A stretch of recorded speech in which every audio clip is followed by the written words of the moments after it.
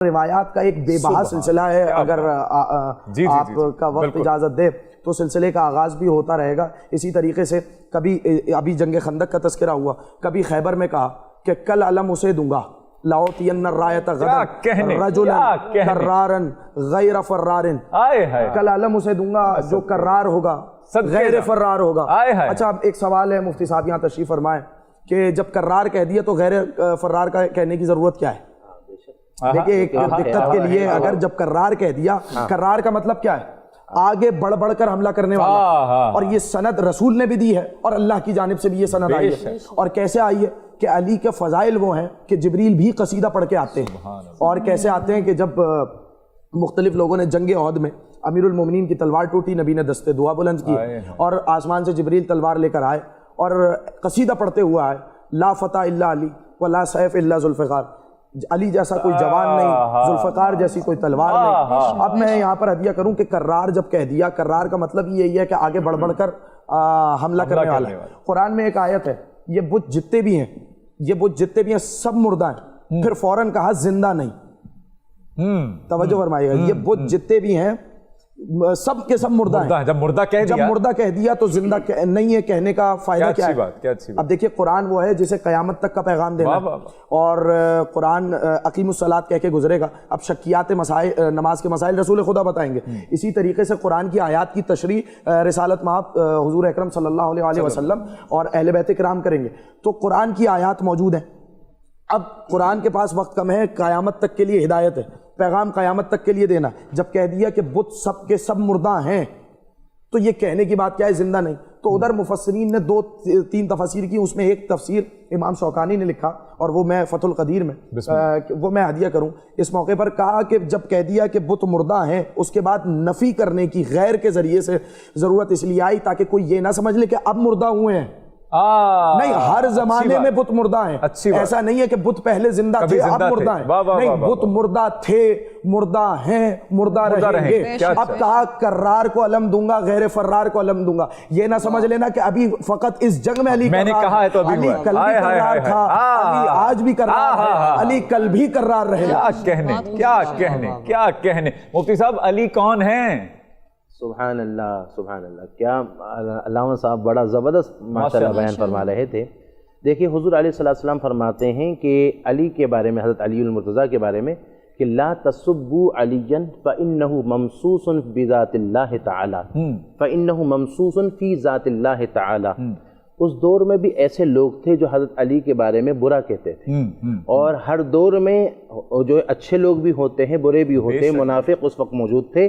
اور صحابہ کہتے ہیں کہ ہم حضرت علی کی تعریف سے پہچانتے تھے کہ مومن کون ہے اور منافق کون ہے۔ کیا کہنے مومن کے چہرے پر ذکر علی سے چہرے پر مسکراہٹ آتی ہے، اور جو ہے وہ منافق کے چہرے پر جو ہے اس کا چہرہ ہی اڑ جاتا ہے۔ تو اب یہاں پر وہ جو بدبخت تھے تو وہ کیا کرتے تھے کہ وہ حضرت علی کے بارے میں یہاں تک کہ برا، ایک ہوتا ہے برا کہنا، غیبت کرنا، اور وہ یہاں تک کہ گالی بکتے تھے معاذ اللہ۔ تو جب حضور کو خبر ملی تو آپ نے کیا فرمایا؟ کتنی گہری بات فرمائی، فرمایا لا تسبوا علیٰ، کہ علی کو گالی مت بکو۔ اچھا یہاں تک بات ہوتی تو بات سمجھ میں آتی کہ علی کو گالی مت بکو۔ آگے آپ نے اس مقام پر آگے بھی فرمایا فَإِنَّهُ مَمْسُوسٌ فِي ذَاتِ اللَّهِ تَعَالَى، وہ اللہ کی ذات میں فنا ہے، اللہ کی ذات میں فنا ہے۔ یہاں پر صوفیہ نے ایک بڑی باریک بات کہی، کہا کہ ایک ہوتا ہے ولایت میں ولی ہوتا ہے، اور ایک ہوتا ہے جو فقر کے مقام پر وہ ہوتا ہے۔ کہا کہ ولایت کے مقام ایک ولی اور فقیر جو ہوتا ہے دونوں میں فرق ہے۔ پوچھا کیا فرق ہے؟ فرمایا ولی جو ہوتا ہے وہ اللہ کی صفات کا مظہر ہوتا ہے، اور فقیر جو ہوتا ہے وہ اللہ کی ذات کا مظہر ہوتا ہے۔ اور حضرت علی المرتضیٰ رضی اللہ تعالیٰ عنہ کو اللہ کی ذات کا مظہر بنے، اور اس مقام پر خواجہ غریب نواز سے ایک بڑا گہرا سوال کر دیا، ایسا سوال کیا، وہ سوال یہ کیا کہ بتائیے کہ آپ بھی ولی ہیں اور حضرت علی بھی ولی ہے، ایک بات بتائیے کہ آپ کی ولایت میں اور حضرت علی کی ولایت میں کیا فرق ہے؟ وہ پوچھنے والا یا تو بڑا نادان تھا یا بہت زیادہ دانا تھا. ہاں کیا اچھی بات ہے، بہت زیادہ دانا تھا، بہت اچھا. ہاں یا تو نادان تھا کہ اس نادانی میں اس نے یہ سوال کر دیا، اور یا تو یہ تھا کہ بہت دانا تھا کہ وہ سمجھتا تھا کہ کچھ خاص باریک ملے گی. تو حضرت خواجہ غریب نواز نے ایک بڑا پیارا جواب دیا، اور خواجہ غریب نواز رحمۃ اللہ علیہ کے جواب سے پہلے میں حضرت جو ہے وہ داتا صاحب رحمۃ اللہ علیہ کا فرمان ہے کہ آپ فرماتے ہیں کہ جو اولیاء اللہ کے ولایت کے اصول بنانے والے اور جو قرب الہی کی منزلیں بنانے والی اگر ذات ہے تو علی کی ذات علی ہے. تو یہاں پر حضرت خواجہ غریب نواز سے کہا کہ بتائیے آپ بھی ولی، علی بھی ولی، دونوں کی ولایت میں فرق کیا؟ تو آپ نے بڑا پیارا جواب دیا. آپ نے کہا ایک بات بتائیے کہ زمین کیا ایک ہوتا ہے مالک اور ایک ہوتا ہے کہ کھیتی باڑی کرنے والا. کھیتی باڑی کرنے والا کھیتی کرتا ہے اور اس پر وہ باغات لگاتا ہے، تو کیا وہ مالک بنتا ہے؟ کہا نہیں، وہ زمین کا وہ مالک نہیں ہوتا، وہ کھیتی باڑی کرتا ہے، وہ مالک نہیں ہوتا. کہا ساری زمین تو علی کی ہے، کھیتی باڑی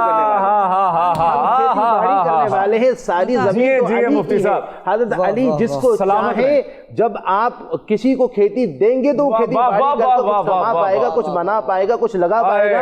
کہا علی کی مہربانی ہے کہ انہوں نے ولایت کی کھیتی کی، علی کی مہربانی ہے. اسی لیے علامہ بونی نے ایک بڑی بات فرمائی شمس المعارف الکبریٰ میں، فرمایا کہ جو علی علی کہتا ہے وہ ولی بن جاتا ہے. پوچھا وجہ کیا ہے کہ جو علی علی کرے اور وہ ولی بن جائے؟ فرمائے کہ علی الف سے مشتق ہے، اور علی الف سے مشتق ہے، اور الف کا معنی بلندی ہے، اور ولایت کی بلندی اس مقام پر ہے کہ اس سے بڑی بلندی جو ہے نبوت جو ہے، اس سے بڑی بلندی کوئی اور نظر نہیں آتی ہے. نبوت کی بات تو کچھ اور ہے. وہاں پر تو کہا کہ جب کوئی علی علی کہتا ہے تو اللہ اس کو ولی بنا دیتا ہے. تو یہاں پر میں عرض کروں گا کہ جو چاہتا ہے کہ کوئی قرب نبی ملے تو اس کو چاہیے قرب علی کو حاصل کرے، قرب نبی مل جائے.